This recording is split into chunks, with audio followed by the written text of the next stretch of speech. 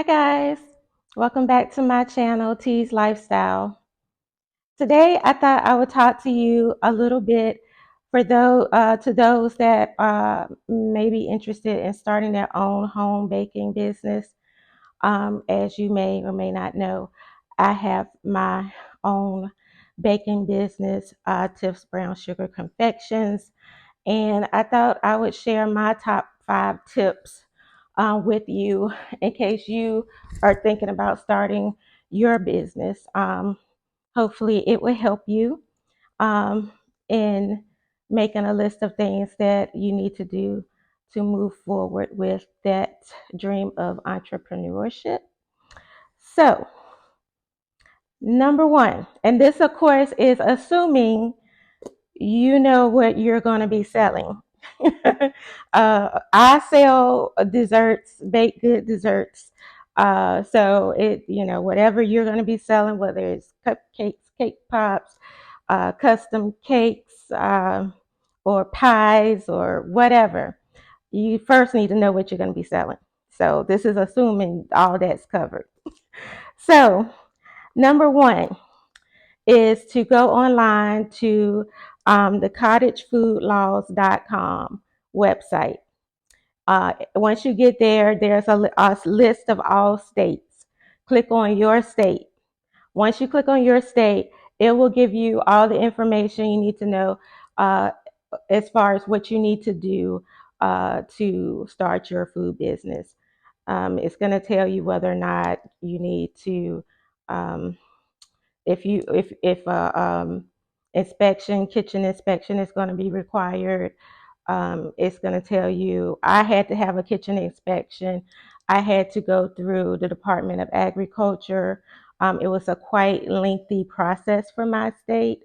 Um, I had to get my approval for zoning of my house to be able to have a home baking business. I had to get that approved. They had to also look at things like your water, whether it's city water or what kind of sewage system. So it's intense, and it actually wasn't as bad as some states.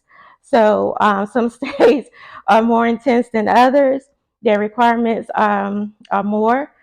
A lot of states don't even refer to a home baking business as a cottage business. Some do. So my particular state does not. But regardless if they do or they don't, you still will be able to go to that website, the cottage foodlaws.com, and select your state. It may take you to the Department of Agriculture, or it may take you to Health and Human Services, Health and Human Services. But it'll let you know. And so that's number one. So you can start making a list of things that you're going to have to do. I even had to make um, a, a drawing of my house and where it was located and where the sewage was located and where this was located. Yes. So good luck with that. Number two, think of a name. What do you want to call your business? um, what's catchy to you, or do you want to have your name in it? Do you want to have some other kind of catchphrase in it? Think of a name that you like. Once you think of that name, you need to go to the secretaryofstate.com for your state and check to see if there is a area in that website that's going to allow you to search names of businesses. So if of course somebody else has registered that name, you cannot use it. So you need to make sure no one else has that name registered. And then once you decide that's the name you want to go with, number 3 is decide on whether you want to be a corporation or a LLC, limited liability company.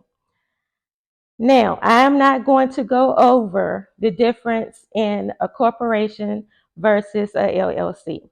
You will need to do your research. Preferably speak to a tax person. I did not have that type of leadership, so I learned the hard way. I started out as a corporation and I changed my business to an LLC earlier this year. Um, I think my personal opinion is that if you're starting out with a small business and there are no employees, then the LLC is the way to go. That's just my personal opinion, but you do your research and decide what's best for you and your business. But that is very important because it decides your taxes, how much you're gonna end up paying, fees. I learned in my state, corporation has a lot of fees attached to it, and I was just paying out the wazoo, and I just didn't even know why. So I ended up changing to a LLC. So that was what was best for me. But again, try to find someone that knows about that information before you make that decision, because it could cost you unnecessary money that you can put into your business. All right, that is number 3. So once you have your corporation or your LLC decided and you know the name of your company, then you can go and register for your tax ID and your entity. Um, and that is through the Secretary of State online, for your particular state. So I think it's SOS your state alphabets.gov. And then it'll tell you, there are several options, and you just have to read the page and it'll guide you to registering your small business. Um, and when you go through that, eventually, once you complete that and pay the fees associated, and I didn't have to pay a high amount of fees for it. It wasn't very expensive. It does take, it doesn't take that long actually to get your tax ID number and your certificate, um, business certificate of your name and your corporation or LLC. So yeah, that would be the next thing you would need to do. All right, number 5, which is a big one: food insurance. Food insurance is very important. Um, there are a lot of different companies that offer small business insurance for businesses like ours, small food business.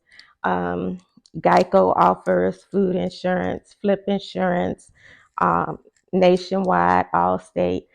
You just have to pick whichever one is best for you. Um, I chose Flip Insurance. Uh, I thought it was actually very easy. It's online.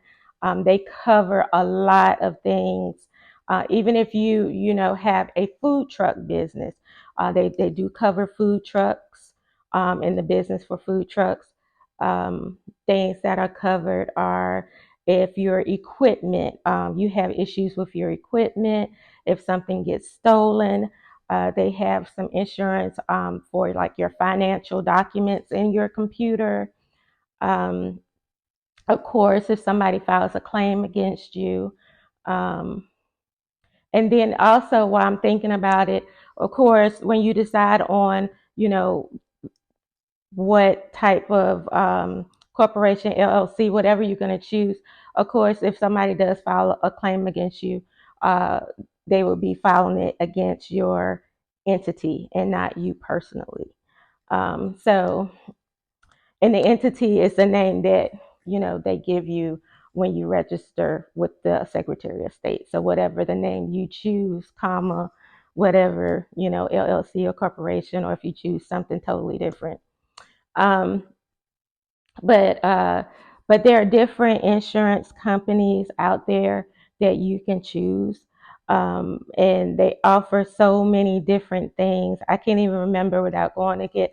I have it's they sent me. I printed out is about that thick of paperwork that I was sent. They also will give you a certificate to have. So if you go to, let's say, a store, or if you go to a restaurant and you're going to provide your services, your food through a restaurant, a lot of times the restaurant or wherever will want to see that you have insurance. Um, of course, they're also going to want to see your entity, your tax ID, all that information.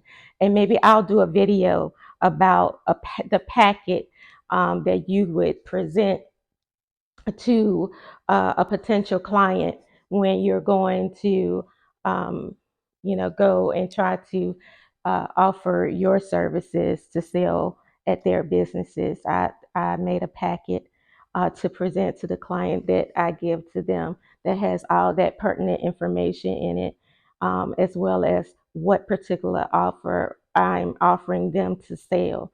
So we'll go over that. I'll do a video on that. That's good because I actually really just learned about that, and having a nice presentation to give a potential client.